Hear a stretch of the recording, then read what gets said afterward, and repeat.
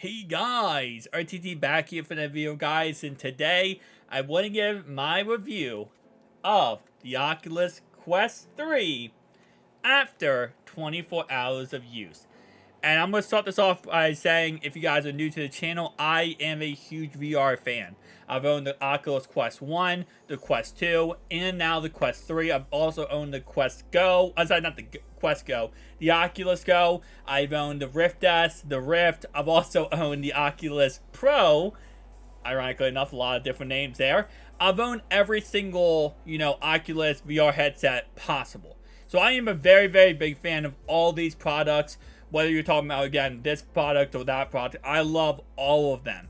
And I will say overall wise, I was kind of interested when the MetaQuest 3 came out because of the fact that, I do own a MetaQuest 2 and I didn't really know how much it would upgrade it. I was wrong. It's amazing. It's honestly amazing. And this is also coming from a guy who does love the, Quest Pro. I've used the Quest Pro every single day before getting a Quest 3. And while it's not, I would say, there are features I like on the Quest Pro a little bit more than the Quest 3. But for the price tag, for everything you're getting, I love the Quest 3. I'll say it like that, right? I absolutely love the Quest 3.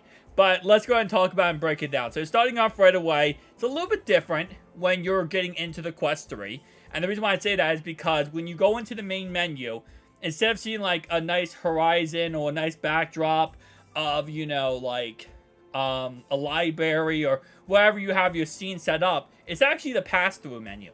Now, I'm pretty sure you can change that to a nice setup or backdrop. I haven't been able to find out how to do that, and I have looked, but I don't know how. I really just see the pass-through, which I don't really have a problem with because I don't really mind it. When I'm in, VR world, I don't mind if I'm in also an AR world while I'm doing that kind of stuff. Once you go into a game or YouTube or whatever, it kind of goes away. But when you're actually in that aspect, it's there. And again, like I said, I'm sure you can change that and fix that. It's not a big deal to me, but yeah. What I will say, though, is the pass-through. And it's no longer black and white. It is actually colorful and very, very nice. And I will say, it's actually better than the Oculus Pro. And the reason why I say that is because if you look at your phone or your TV, it doesn't look like a static image of just gray and, white lighting hitting you in the face. It is literally, you can actually see. You can fully see out of these goggles like a normal headset without any problem at all. And that's a huge W right there because this actually gives you a full-on AR experience. While the Oculus Pro did a very, very good job, don't get me wrong, it was not perfect. And the reason why it was not perfect was because it always had that limitation of, if you looked at another device while still, using the Oculus Pro, you weren't able to see, what was going on. And that's not the case with the MetaQuest 3, and I really like that about this. Also, it's powerful. And I mean powerful. This thing has 100, I think is it 90? No, 120 hertz refresh rate, which is a limitation of the Oculus Pro. It only goes up to 90 hertz refresh rate, which, again, like I said, it's not that big of a deal, but the better the quality, the better, the product, right? And I will say it looks better on this device than it does on my Oculus Pro. Now, the Oculus Pro, when I'm going back to it, because I know someone's commented this, what does it have over this device? First off, the controllers. I like it a little bit better on the Oculus Pro.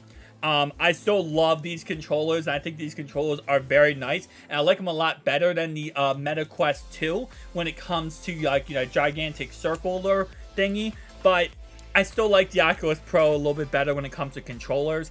It also has batteries built in the controllers. The docking station is so much better. There is no docking station with the Quest 3 unless you buy a $100 external one. But the Quest Pro comes with a docking station already. It's just little things like that. It's not really anything about the headset. It's more or less about that. But here's, ironically enough, me saying that the headset is better on this than the Oculus Pro. And the reason why I say that is because somebody who wears glasses, me right here, I cannot, for the love of everything, use my glasses on the Oculus Pro. I have tried, I have done everything possible, and I cannot. I actually have to use contacts when I use my Oculus Pro. This one right here, no problem at all. I can use glasses all the time on the Meta Quest 3, and I have no problems at all. Also, another cool thing, and this is a little side note, small thing here, when I take the Oculus Quest 3 off, and this is not the case for every other headset I have ever owned, when I take it off, my glasses do not get flung off my face. They actually are not, like, shoved in there and, like, this against my glasses. They're actually pretty okay against my glasses. Now, for my Oculus Quest 2, I actually have custom frames in there, so I actually went through Oculus, got custom frames made for my prescription, so I don't have to wear contacts, so that is nice, I'll admit that, and I'm gonna get that for the Pro, and I'm gonna get that for the Meta Quest 3, some actual prescription lenses, but even with my glasses, it's not really that much of a problem. It's actually one of the best devices I've ever used being a glasses user, because usually that's not the case. Usually there's so many problems if you wear glasses, because again, yes, you're shoving a piece of glass, two pieces of glass shoved into your face like this against your own glass, and usually it's not a good idea / good concept, and it usually doesn't work well. Well, this is not the case for this one. Now, I have not used the Meta Quest 3 without the Elite strap, which is a $70 external purchase, which is this right here. So I can't speak on the fact of, is the original strap out of the box good enough or okay? But what I can speak on is the Meta Quest 2's strap out of the box before I got the Elite strap, and I'm going to tell you right now, it was dog water.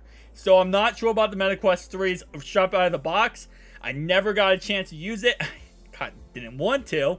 So you can definitely tell me down below if you guys own a Meta Quest 3. If you have the original strap out of the box, if you're not using the Elite strap add-on, how do you personally feel about it? Because, again, like I said, I have never been in that experience because I know the Meta Quest 2 was bad, but I have not used the Meta Quest 3 strap out of the box, and overall that. Alright, so next thing I want to talk about is battery life.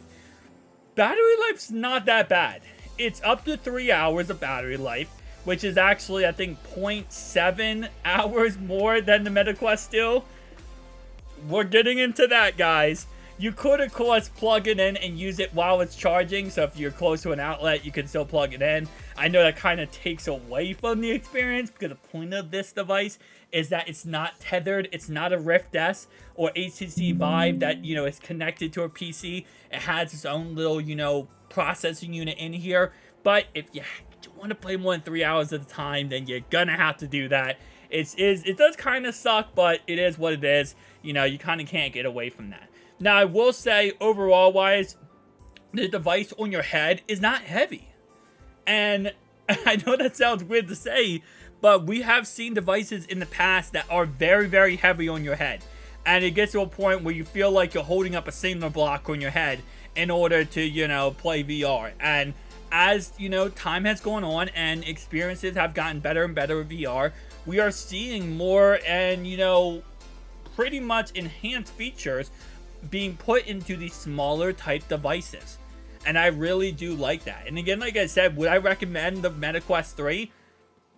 I would still recommend the Meta Quest 2 and find it for a discounted price, because yes, the Snapdragon 8 XR2 is very, very good in this, and it is a very powerful device. You could probably get the Meta Quest 2 from people who are trying to sell it to go ahead and pick up the Quest 3 for a very discounted price, and I would probably recommend doing that. But if you have a Quest 2, should you upgrade? Yes. 100% yes. This is a very great VR device. Do I like it better than my Pro? It's close. It's very, very close. I will say yes, but it's very close to the Pro. I love the Pro, guys. I really do. And it's not just the VR headset. As I said before, it's all the features that go with the VR headset that I really like and I think are really good additions to it. But again, like I said, the Meta Quest 3 is still a very good VR headset. And if you're thinking about picking one up and you have a VR, you know, Meta Quest 2, I would say yes, go for it and pick it up. It's going to be worth your money and you're going to be happy with your purchase in the end. Now, if you're just getting into VR and you're, you know, very intro here, maybe pick up a Meta Quest 2 at a very discounted price and then go with that, because that's probably going to be your best bet. You're going to get most of, if not all, your VR experiences at a very high level with the Meta Quest 2. It's just the Meta Quest 3 is going to be that plus more. But then again, the plus more is the money. And when you can find a Meta Quest 2 on sale or on eBay or whatever for around $180, $200, it looks a lot better than spending, $500 on the Meta Quest 3 or $700 on the Meta Quest 3, if depending on what storage option you do get. Also, last thing I'll note is that this does come with 2 GB more RAM than the Meta Quest 2. Have I really noticed that? Not that much. I am also not gaming at a very high level on the Meta Quest 3 yet. I will be in the future, but I have not done it yet. So there is, times where if I start gaming on a very high level, that will change things. But for right now, what I do game with, I have not noticed a extreme, 2 GB of RAM is the biggest thing ever. Which, ironically enough, that's actually the upgrade from the Surface Duo 1 to 2, was a 2 GB of RAM, 6 to 8 GB. So, I will say overall wise, it is a much needed upgrade in the context of those who want to take their VR experience to the next level and are now able to. And I gotta give them complete props for that. And that, of course, is Oculus / Meta, because they are doing a really good job with that. Tell me down below your thoughts and opinions, and I'll see you guys in the next one. Peace.